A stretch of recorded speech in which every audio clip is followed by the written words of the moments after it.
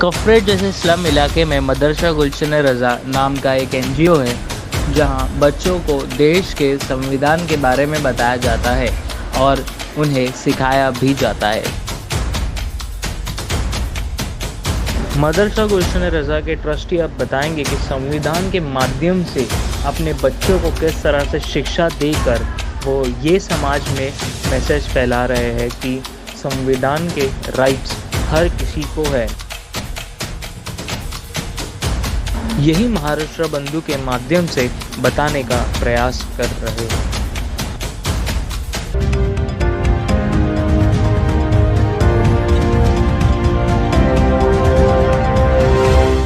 स्वागत है आपका महाराष्ट्र बंधु में। मैं हूँ पूर्वा शिंदे। आज हम आए कफरेट के इलाके में। यहाँ पे एक एनजीओ है मदरसा गुलशन रज़ा का, और इसके ट्रस्टी भी हमारे साथ जुड़े हैं। इस एनजीओ में बच्चों को पढ़ाया जाता है और इस एनजीओ के बारे में आगे की जानकारी देंगे इस एनजीओ के ट्रस्टी। सर, बहुत बहुत स्वागत है आपका। बहुत बहुत स्वागत है। हम महाराष्ट्र बंधु को बहुत बहुत अपने दिल की गहराइयों से शुक्रिया अदा करते हैं। आपने हमारा ये एक छोटे से जो प्रोग्राम, इसको हमारा जो एक्टिविटी को आपने कवर करने के लिए यहाँ पर आया है, हम बहुत बहुत शुक्रिया अदा करते हैं। हमें इस एनजीओ के बारे में थोड़ी जानकारी दे सकते हैं कि ये एनजीओ किस तरह से वर्क करता है? जी, ये पिछले एक 20-25 साल से यहाँ पर एक कॉर्पोरेट सेलम एरिया में हम लोग काम करते हैं।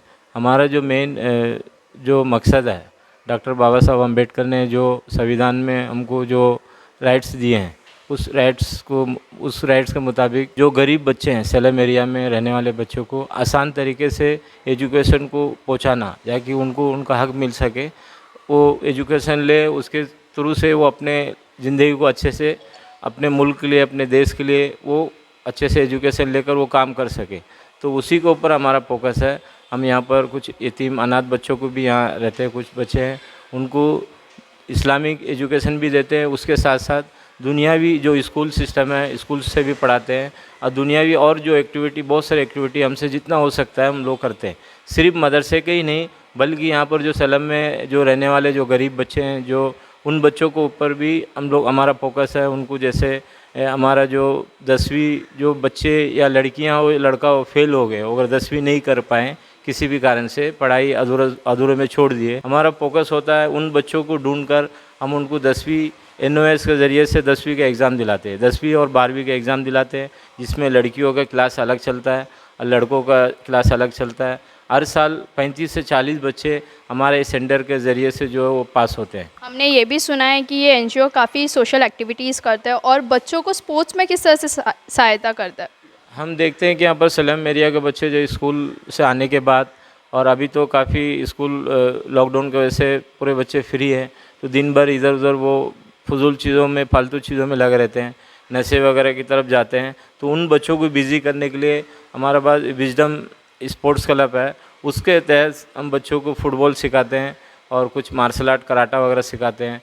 और साल में बच्चों को बिज़ी रखने के लिए कई सारा प्रोग्राम इस ट्रस्ट के मातहत हम करते हैं, जिसमें चिल्ड्रन डे है, और 15 अगस्त 26 जनवरी बहुत ही धूमधाम से हम लोग बनाते हैं, और ड्राइंग कंपटीशन है। और ऐसे साल भर में कई ऐसे प्रोग्राम के ज़रिए हम बच्चों को जोड़ कर रखते हैं, ताकि वो जुड़े रहें और अच्छी चीज़ें सीखें और बुरी चीज़ से दूर रहें। हमने काफ़ी बार इनके प्रोग्राम्स देखे हैं और आपको हमारे माध्यम से दिखाए गए हैं, और हम देखेंगे कि स्लम्स में इन्होंने एनजीओ की एनवायरनमेंट देखेंगे और किस तरह से इन्होंने एनजीओ को मेंटेन किया इस स्लम्स के एरिया में।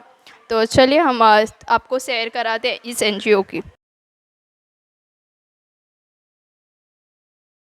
हमें बताइए सर, जो अब हम जिस एरिया में थे वो किस लिए एरिया यूज़ होता है? ये बच्चों को पढ़ने के लिए, जो लोकल बच्चे हमारे कम से कम 300 बच्चे जो झोपड़पट्टी सलम एरिया से आते हैं, उनको पढ़ने के लिए ये जगह यूज करते हैं। और यहाँ पर अभी आप हमें क्या दिखाएंगे? बाथरूम में उनको, जैसे टॉयलेट वगैरह बच्चे आते हैं, यहाँ पर उनको फ्रेश होने के लिए जगह है, साफ़ सुथरा यहाँ पर रखे हैं। और कंप्यूटर क्लास भी है हमारे। अभी हम जाएंगे फर्स्ट फ्लोर पे। अभी हम फर्स्ट फ्लोर पे आ रहे हैं। तो सर हमें बताइए ये एरिया कौन सा है और ये किस लिए यूज़ होता है बच्चों के लिए? यहाँ पर भी बच्चों को पढ़ने के लिए हम बैठाते हैं यहाँ पर, और लोग हम देख रहे हैं कि यहाँ पे लोग नमाज भी पढ़ते हैं।